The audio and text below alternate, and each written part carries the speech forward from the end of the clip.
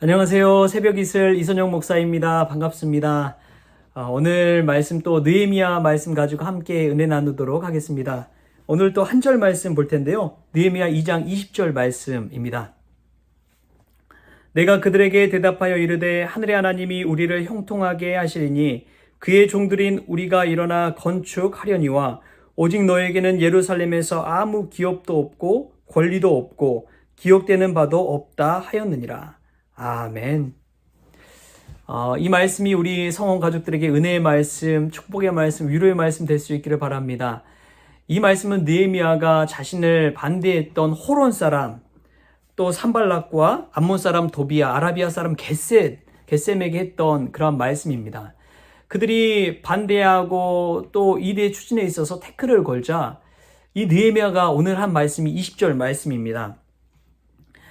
아무리 사람이 막으려도 하나님께서 하시고자 하는 일이 형통하게 되어 있다는 것을 느헤미야가 믿음으로 선포하고 고백한 것입니다.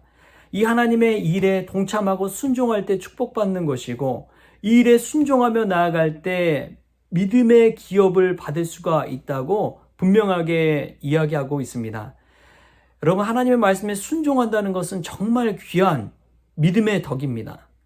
이 순종이 없이는 사명을 감당하는 것도 불가능하고요. 순종이 없이는 영적인 성장도 없습니다. 이 순종하는 사람들에게 주신 하나님의 기쁨과 열매와 상급이 있습니다. 여러분, 모세도 보십시오. 모세가 하나님 말씀에 이 순종해서 미디안 광야에서 불타는 딸기나무 그 속에서 하나님 만나게 됩니다. 하나님의 임재와 그 말씀에 순종해서 그곳을 떠나 다시 애굽으로 가요. 그러자 이스라엘을 출애굽시키는 민족의 리더가 되었습니다. 그게 아니었다면, 하나님 말씀 순종하지 않았다면 모세는 단순히 그냥 미디안 광야의 양치기로 목동으로 평생을 살다 끝났을 거예요. 자신이 80세고 또 언변도 좋지 않지만 모세는 하나님 말씀에 순종해서 나아갔습니다. 그때에 하나님께서 그를 민족의 리더로 세우시고 민족을 해방시키는 그 일에 참여하고 하나님께서 주신 상급을 누리게 하셨습니다. 뿐만 아니라 여러분, 믿음의 조상 아브라함을 보십시오.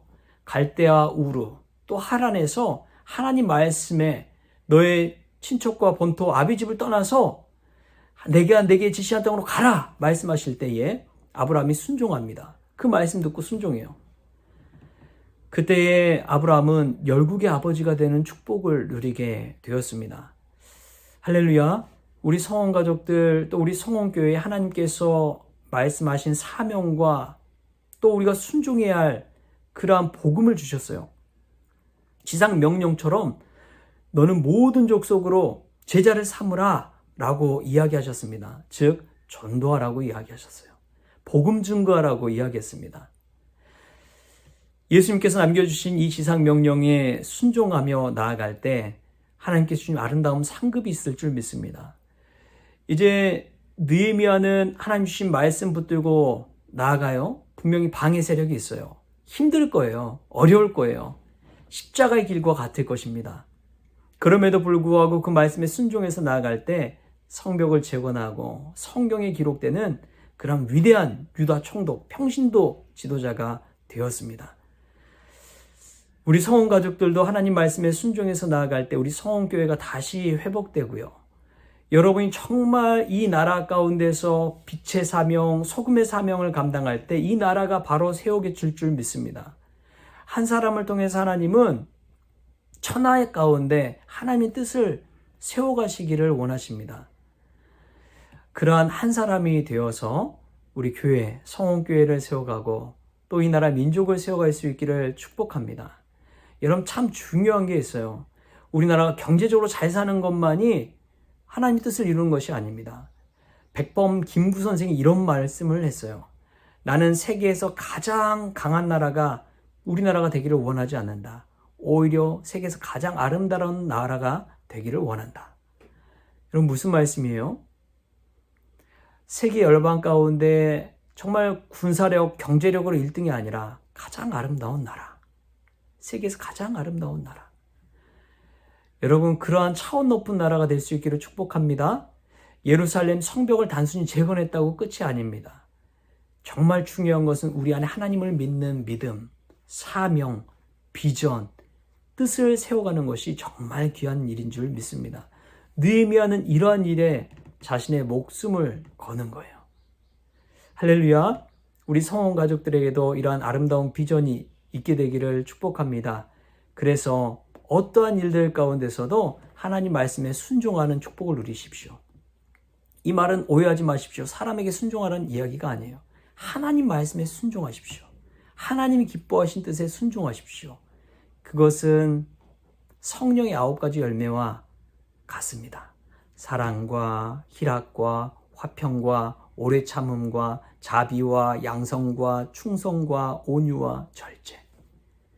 이러한 일들을 실천하며 순종하며 나아갈 때 아름다운 기업, 하늘의 상급, 하늘의 생명책에 기록되는 그 은혜가 우리 성원 가족들에게 있을 줄 믿습니다. 그러한 믿음으로 오늘도 아름다운 순종이, 아름다운 섬김이 우리 성원 가족들에게 있기를 주신 예수님의 이름으로 축원합니다. 기도하겠습니다. 하나님 아버지 감사합니다. 느헤미야와 예루살렘 민족이 하나님의 법도와 뜻대로 순종하며 나아갈 때에 귀한 기업과 하늘의 상급을 받는 것을 봅니다. 주님, 저희들에게 순종의 마음을 허락하여 주옵소서. 분명한 하나님의 사명 감당할 수 있는 마음을 주시고 우리의 이성적인 판단과 경험이 때로는 그 일에 아버지 하나님 생각지 못하고 미치지 못하고 안 될 것 같은 부정적인 마음도 있지만 그럼에도 불구하고 하나님의 뜻대로 순종했을 때 하나님의 놀라운 역사와 상급과 기적을 보게 하여 주옵소서. 감사하며 예수님의 이름으로 기도합니다. 아멘. 오늘도 하나님 말씀 순종하는 우리 성원 가족들 될 수 있게 축복합니다.